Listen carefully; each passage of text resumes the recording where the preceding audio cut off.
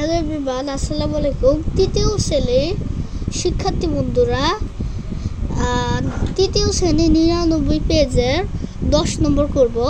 10 নম্বর কেউ পারে না, এটা সমতুল, এটা অনেক সহজ। এটা এমন অঙ্কটা আসবে, এখানে কমা থাকে, কেউ বুঝেই না যে এটা কীভাবে করবে, কিন্তু এটা সমতুল। এই জন্য প্রথম উত্তর, এখন আমি এমনি প্রশ্ন দেখাচ্ছি। এটা প্রশ্নটা থাকবে, আপনাকে এটা তুললে উত্তর লিখতে হবে না, এটা খালি আপনি এই 1 নম্বর দিয়ে এটা উত্তর লিখে দেবেন। এখন আমি আপাতত দেখালাম এমনি যে 2, 4 বা একটু ফাঁকা দিতে হবে, 3/6। এরপর আমরা এটার সাথে এটা মিলাবো, এটার সাথে এটা মিলাবো। মিলানোর পরে এমনি করব, আমরা অনেকেই গুণ পারি। এমনি সমান সমান, আর এটা গুণ করতে হবে। 3 4 12 আর 6 দুগুণে 12, তারা দুইটা মিলে গেল। দুইটা মিললে সুতরাং ভগ্নাংশটি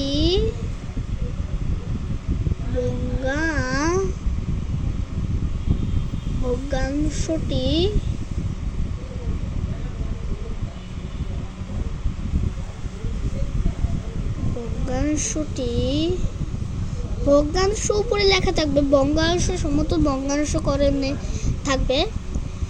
ভগ্নাংশ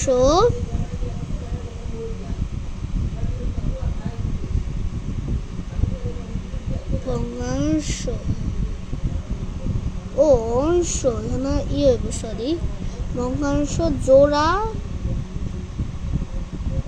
সমতুল। আর যদি এটা হলো 14, তাহলে জোড়া সমতুল নয়, এখানে 9 লিখতাম, যদি মিলছে তাহলে সমতুল।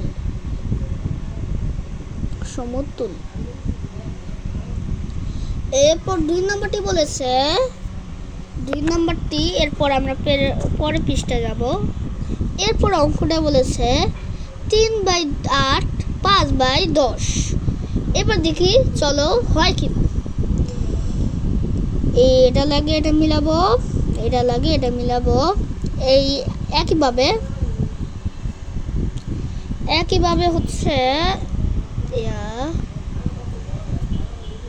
5 8 40 আর 3 10 কত 30, 3 10 30। যেহেতু মিলে নাই, তাহলে সুতরাং ভগ্নাংশ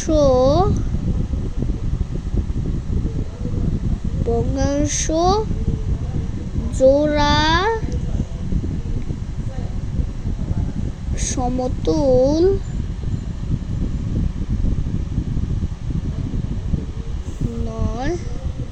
নয়। এভাবে লিখতে হবে যদি না মিলে।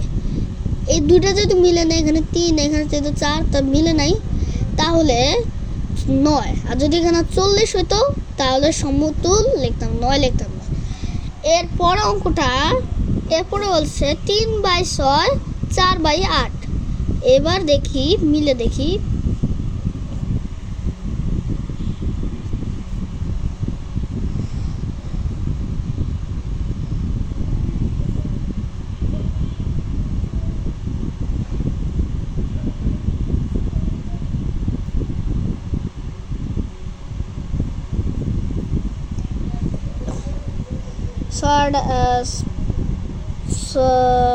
চার 24, 3 8 24। দুটো মিলে গেল। আমরা বলছিলাম আগে কি হবে, ভগ্নাংশটি জোড়া সমতুল। তাহলে দেখে দিই ভগ্নাংশ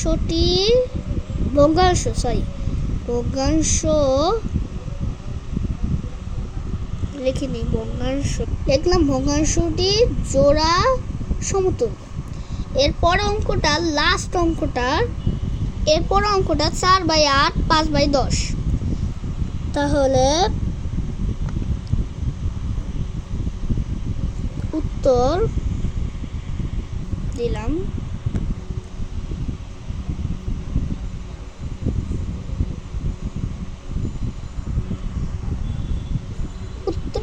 উত্তরটা হবে হচ্ছে 5×8 = 40, 4×10 = 40।